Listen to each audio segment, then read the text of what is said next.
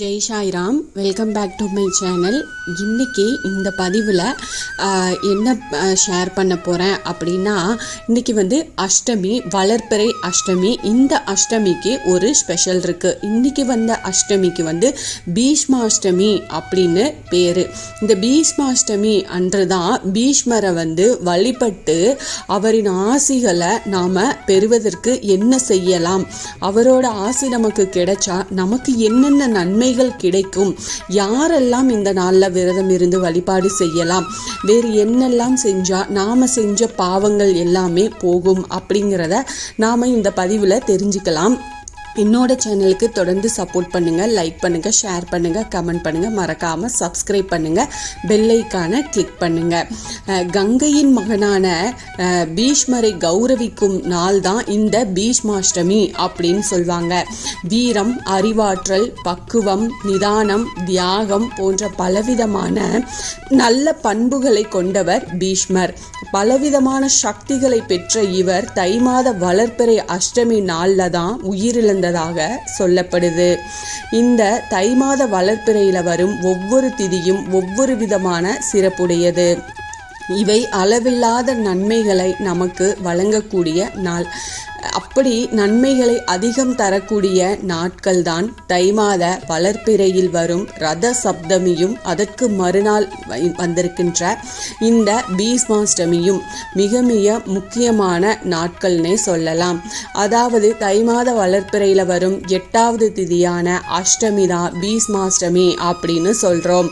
இது பிதாமகர் என போற்றப்படும் பீஷ்மர் உயிர் நீத்த நாளாக நாம் வழிபாடு செய்கிறோம். நாளை தான் மகாபாரதத்தில் தனது தந்தையான தன்னுடைய வாழ்க்கை முழுவதையும் அர்ப்பணித்து கடைசி வரை திருமணம் செய்யாமலும் ஆட்சி பொறுப்பை ஏற்காமலும் தவ வாழ்க்கை வாழ்வதன் காரணமாக கங்கை மைந்தரான பீஷ்மர் அவர் விரும்பும் சமயத்தில் மட்டுமே உயிரை விட முடியும் அப்படின்ற வரத்தை வாங்கியிருக்கிறாரு.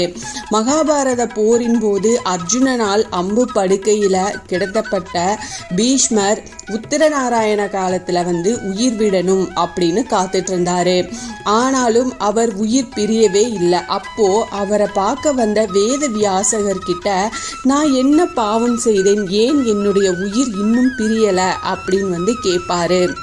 அதுக்கு பதிலளித்த வேத வியாசகர் ஒருவர், தான் தீமை செய்யாவிட்டாலும் தன்னுடைய கண் எதிரில் நடக்கிற தீமையை தடுக்காமல் இருக்கிறது கூட பாவம்தான்.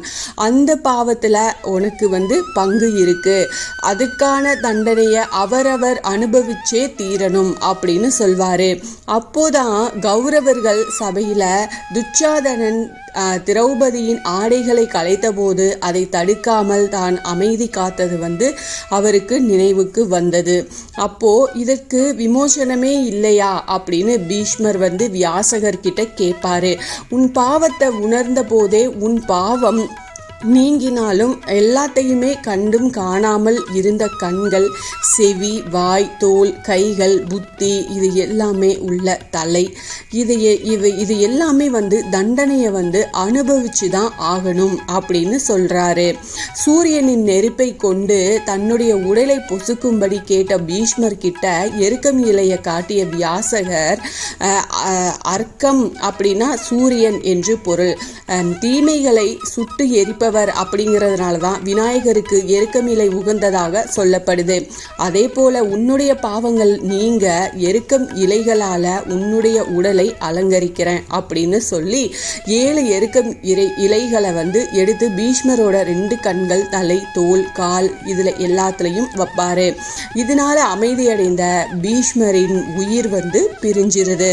பீஷ்மருக்கு வாரிசுகள் இல்லாததுனால இந்த நீத்தார் கடனை எல்லாம் யார் செய்கிறது அப்படின்ற கேள்வியும் இருந்தது. சூரியனுக்காக எருக்கமிலை சூடி ரத சப்தமி அன்னைக்கு பீஷ்மர் விரதம் இருந்ததுனால அவருக்காக பாரத தேசமே நீத்தார் கடன் செய்யும் அப்படின்னு சொல்றாரு. இதன் காரணமாக தான் ரத சப்தமி அன்னைக்கு நம்ம 7 ஜென்ம பாவங்கள் நீங்க சூரியனாகிய எருக்கன் இலைகளை தலையில வச்சு குளிக்கணும் அப்படின்னு சொல்றாங்க. இதனால தெரிஞ்சும் தெரியாமலும் செஞ்ச பாவங்கள் கண் கண்டிப்பாக நீங்கும். அதோட ரத சப்தமிக்கு மறுநாள் பீஷ்மாஷ்டமி அப்படின்னு சொல்லக்கூடிய அன்னைக்கு வந்து முன்னோர்களுக்கு தர்ப்பணம் செஞ்சாலும் 3 முறை பீஷ்மாய நமக அப்படின்னு சொல்லி நீர் எடுத்து விட்டாலும் அவங்களின் பாவங்கள் வந்து பித்ருதோஷங்கள் நீங்கி விருப்பங்கள் வந்து எல்லாமே நிறைவேறும். இந்த ஆண்டு பீஷ்மாஷ்டமி பிப்ரவரி 5ஆம் தேதியான புதன்கிழமை இன்னைக்கு வந்திருக்குது. இன்றைய தினம் காலையில் 4:15 மணிக்கு துவங்கி பிப்ரவரி 6ஆம் தேதி அதாவது நாளை காலை 3:20 வரைக்கும் அஷ்டமி திதி இருக்கு. இந்த பீஷ்மாஷ்டமி அப்படிங்கிறது பீஷ்மரை வந்து கௌரவிக்கிற ஒரு நாள். இந்த நாளில் ஆண் குழந்தை பிறக்கணும்னு நினைக்கிறவங்க, குழந்தை இல்லாத தம்பதிகள், புதிதாக திருமணமான தம்பதிகள் இவங்க எல்லாருமே விரதம் இருந்து பீஷ்மரின் அருளை வேண்டினாங்க அப்படின்னா அவரை போலவே உயர்வான குணமுடைய நல்ல ஆண் குழந்தை பிறக்கும் அப்படிங்கிறது ஒரு நம்பிக்கை. அதே போல் பித்ருதோஷம் இருக்கிறவங்க, அதனால குழந்தை பேர் தள்ளி போகிறவங்களும் இந்த நாளில் விரதம் இருந்து நீங்கள் வழிபாடு செஞ்சீங்க அப்படின்னா சீக்கிரமே குழந்தை பாக்கியம் கிடைக்கும். இந்த நாளில் பீஷ்மரை நினச்சி வழிபாடு செய்கிறவங்களுக்கு அவரோட ஆசி கிடைப்பதோட விருப்பங்கள் எல்லாமே நிச்சயமாக நிறைவேறும். பீஷ்மாஷ்டமி அன்னைக்கு